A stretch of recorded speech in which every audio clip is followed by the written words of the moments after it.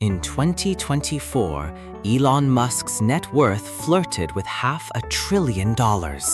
Newspapers ran out of adjectives. Commentators called it unprecedented, unimaginable, a wealth no human has ever held. They were wrong.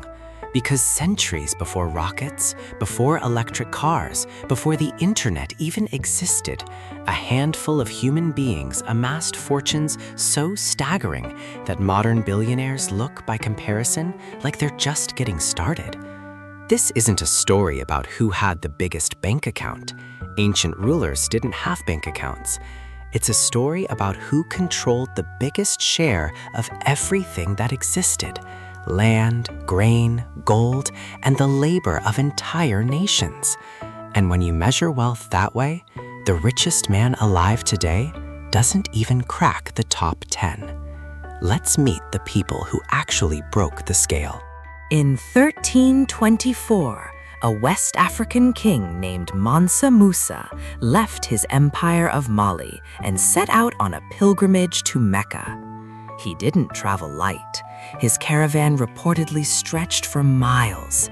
Tens of thousands of soldiers, attendants, and enslaved workers, each dressed in fine silk. Camels loaded with gold. According to accounts from the time, 80 camels alone carried nothing but gold dust, each one hauling roughly 130 pounds.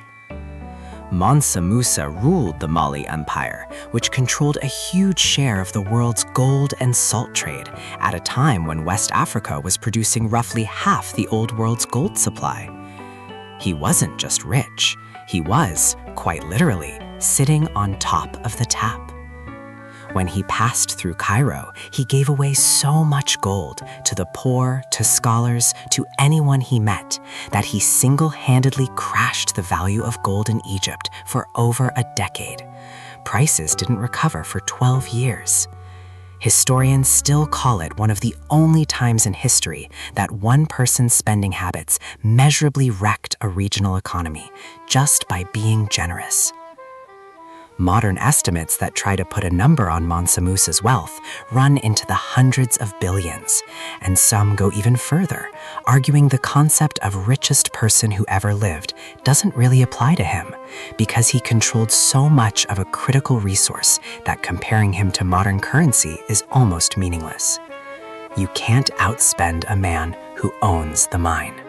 Fast forward, or rather rewind further, to Rome in the 1st century BCE.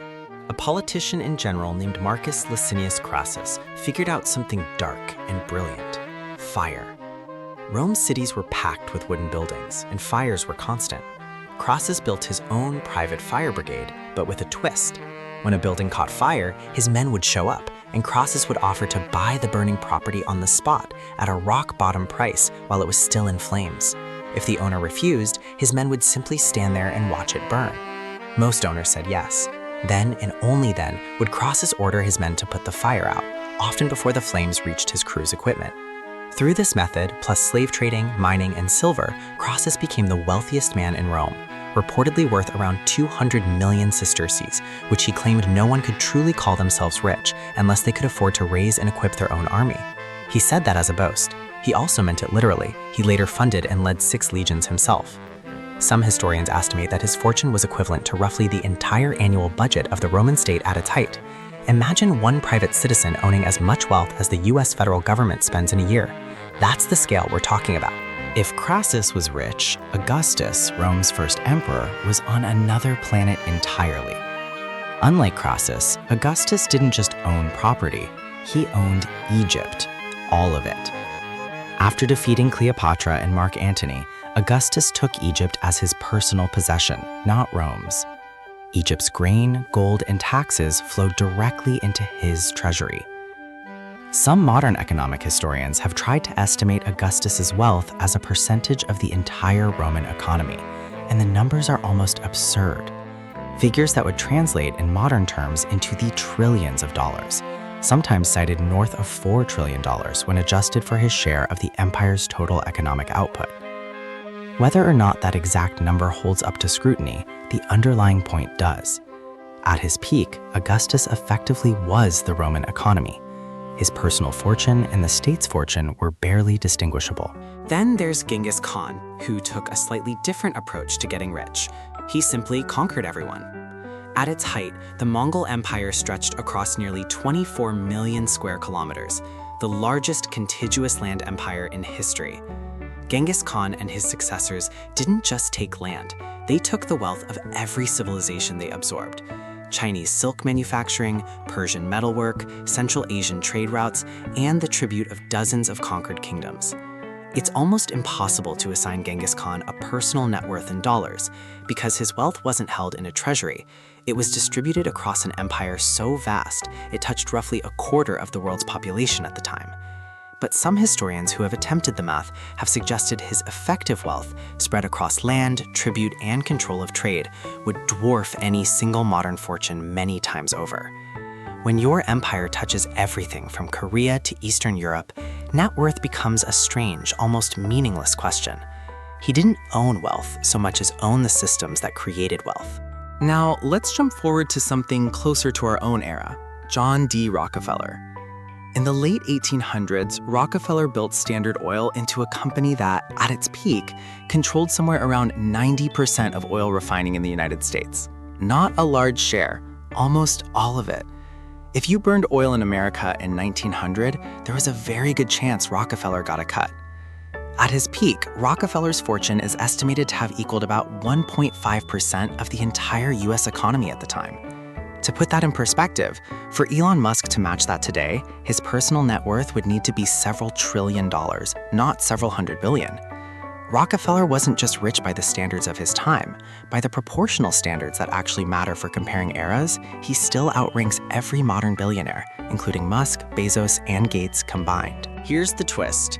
In raw, nominal dollar terms, the actual number printed on a screen, Musk's fortune is enormous, and modern billionaires do hold more literal currency than anyone in history, because currency itself as a concept has exploded in scale.